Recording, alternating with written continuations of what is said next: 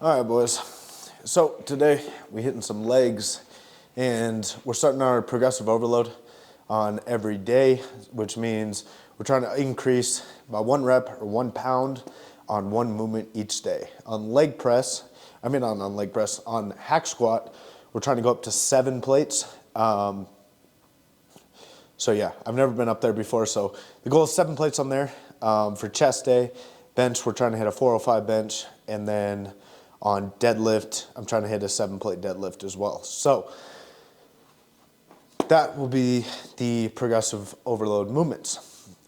And today we're hitting legs, so today we'll be hitting some hack squats. And I did just get some wraps.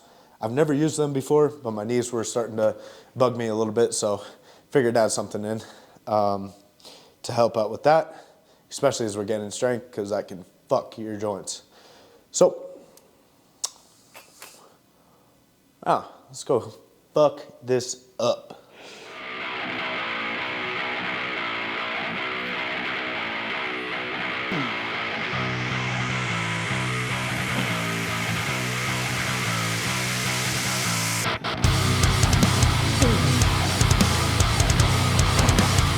For warm-ups, we only do 1 to 2 reps.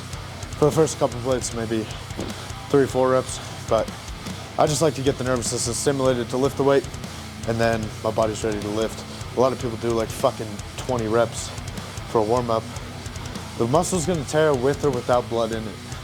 Getting your body ready to actually lift the weight you're about to lift is what you're trying to do. Just stimulate the nervous system, get it ready to lift the weight, and then lift the fucking weight. So yeah, we're gonna do, I don't know if I'm gonna go up to 6 today, but we're gonna try a rep with 5, rep with 5 and 25, and then the 5 and 25 feels good, we'll do our set with 6 plates. But today is just trying to find my 3 to 5 rep max on here, and then we'll work up as the weeks go and try to nail 7 for 8, of 7 plates on here for 8. So yeah, we got 1 to 3 more warm-ups, and then we'll hop right into it.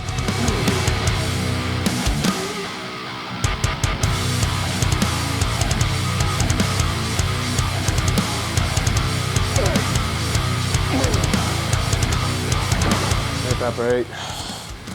Definitely hitting that for 8 today. Ooh. If we hit it for 8, we'll go up next week. How I'm pyramiding up is 10, 25, 35, and then plate. So next week, add a 10 on there. If we get 8, I definitely think we'll get 8. That went up really fucking quickly. So, and we'll be using a faster tempo in our actual set. So I'm feeling it today. And if we drop out and bottom out, reason why I'm using the hack squat is because I fucking hate when people spot me on squat. I can't stand a spotter because everyone always fucks it up. So I like to use hack squat because if I do end up failing, I can just drop it at the bottom, on the bottom safeties, and get out safely. And I don't have to shed weight off of my back. And I just feel like also too, it's better for isolating the quads and putting as much tension on the quads as you can. I feel like a squat, you're definitely looking at more glute and hamstring activation no matter how you do it, even if your legs are really close together. Whereas the hack squat, I really only feel quad. Even though hamstrings are a body part we're trying to bring up, when I'm doing a quad movement, I'd like to isolate them. So at least isolate them as much as possible. You're still obviously getting glute and hamstring. Yeah, I'm gonna take about a 5-minute rest and then go hit this shit. Only 1 set on my progressive overload movements. Just for the simple reason of, I'm just trying to, with this movement, it's honestly more of a gauge for my diet. If I know if the strength is going up, well, we're probably eating enough. If the strength is going down, it's either sleep, water, something. Sleep, water, the nutrition needs to be up, something is happening, especially in an off season. if the weight's going down, there's a fucking problem. So just using this movement as more of a guideline and baseline for, and also just building strength. If you build strength in one movement, it's gonna relay to all the other movements you do for that body part. So I only do one rep, or one set. I used to do like a top and a back off for my first. I just realized if you do one true top set, fucking 2 failure, nothing left in the tank. And you used extremely fucking heavy weight and you're lifting between that 3 and 8 rep range like I am, you're not hitting another set or you have to drop the weight so significantly. I'd rather just go to another movement where I have a lot more strength for another movement. So I only do 1 set. And like I said, it's just a gauge for me monitoring my diet, my drugs, water intake, sleep, things of that nature, make sure everything's cooking on the right path. So yeah, take about a 5-minute break, and we'll go hit this shit for 8. We're hitting 8.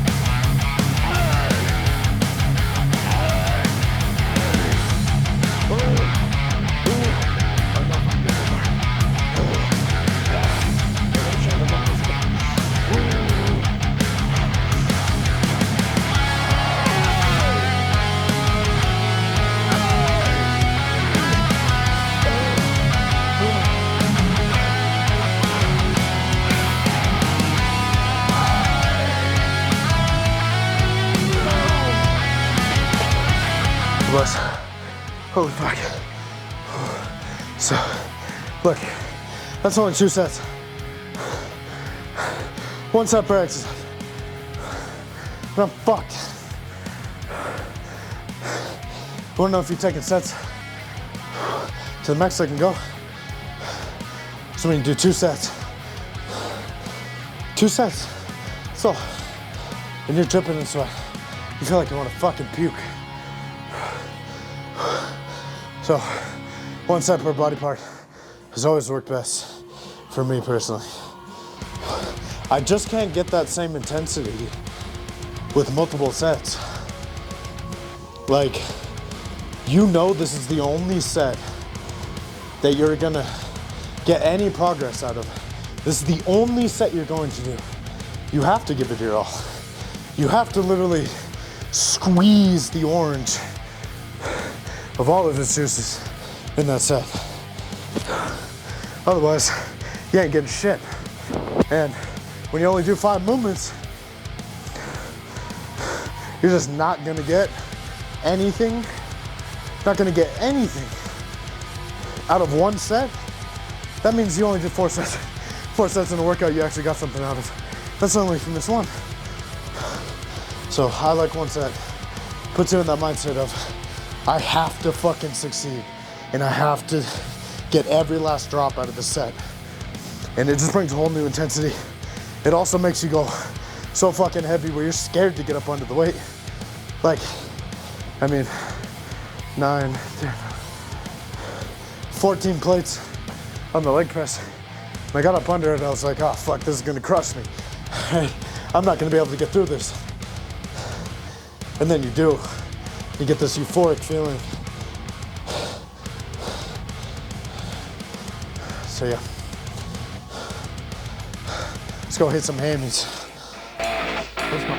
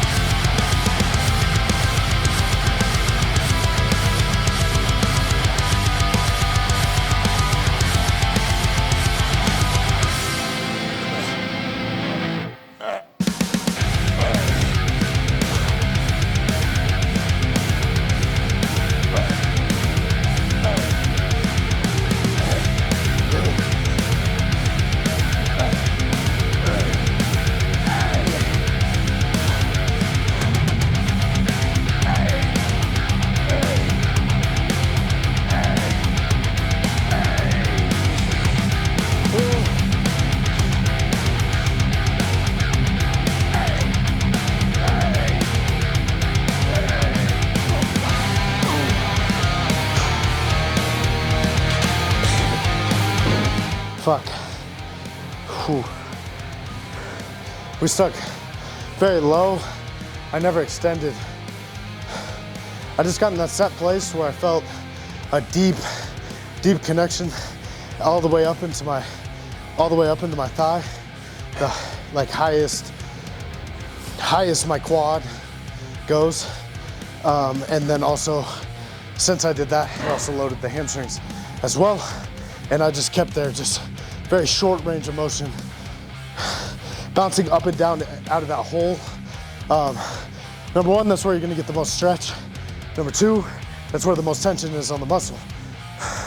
So I just kept right in there and fucking bounced it up and down. You'll see one guy who does this is, I guess Ronnie and Branch both did that in their squats.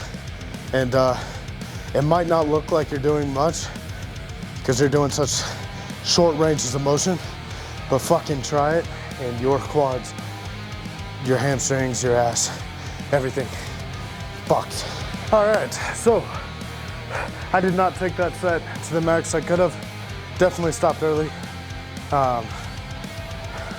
So we're gonna punish ourselves and do another fucking set.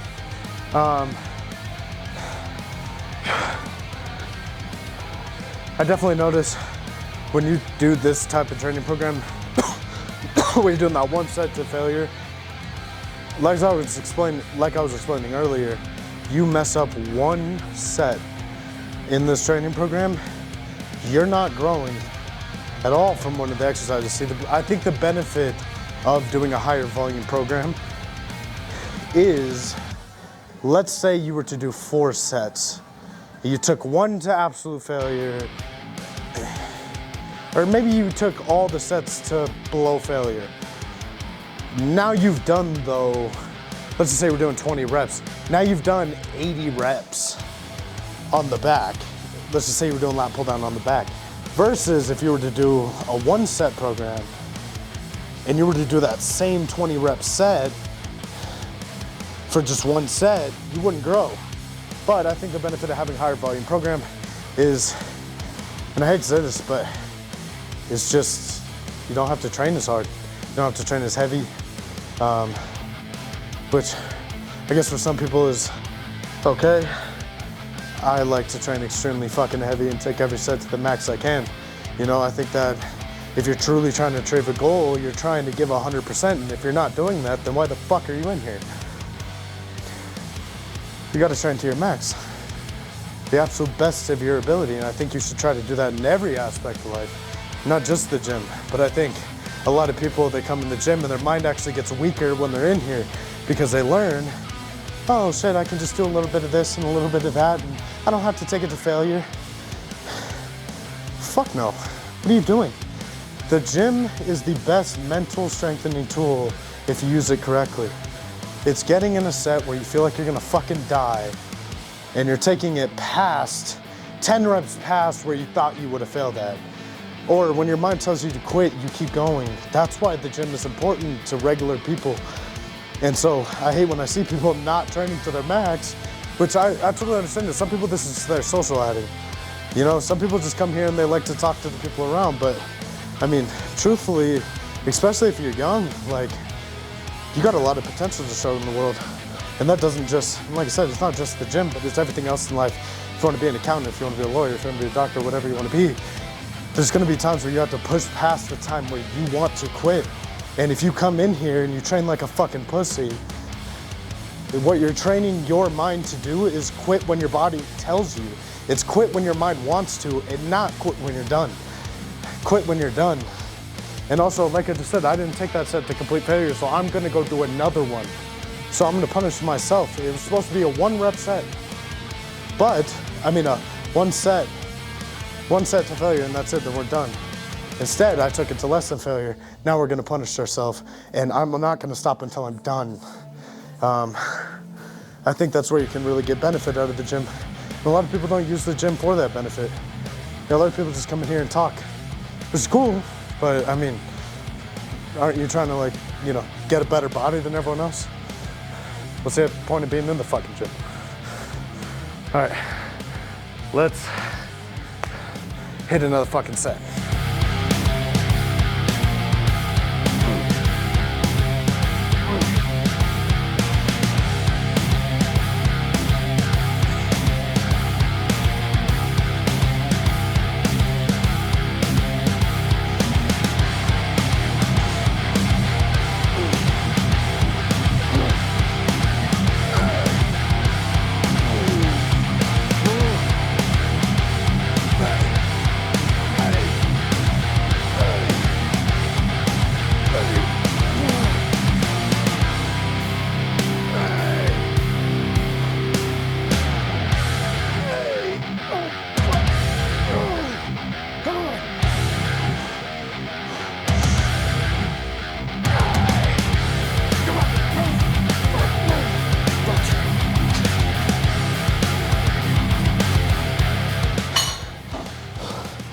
Take this, absolute failure.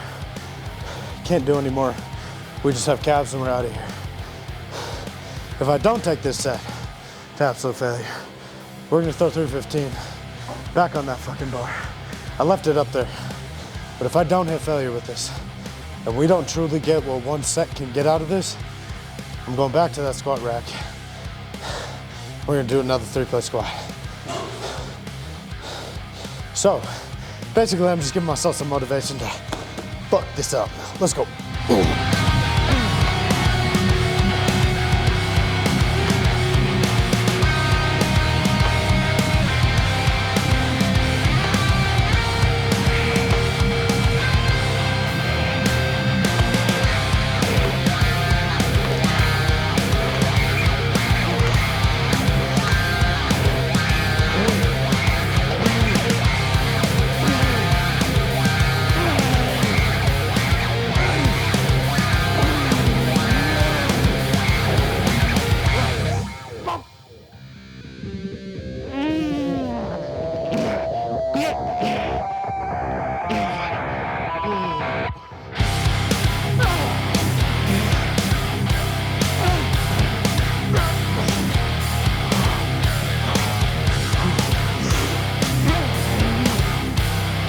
Never been more proud to unrack that weight.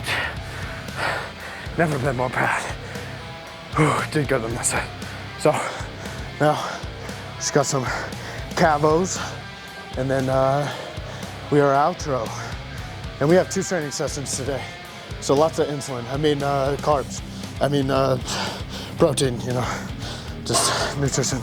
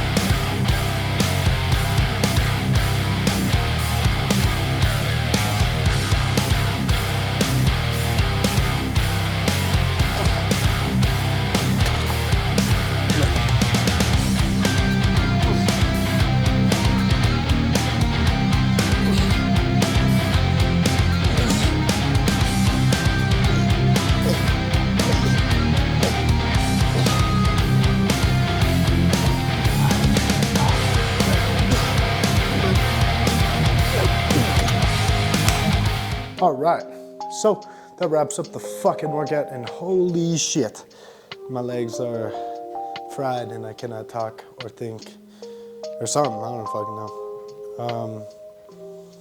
Man, I had a whole plan for this outro. But to break down the workout, we hit 6 plates for 9 or 10.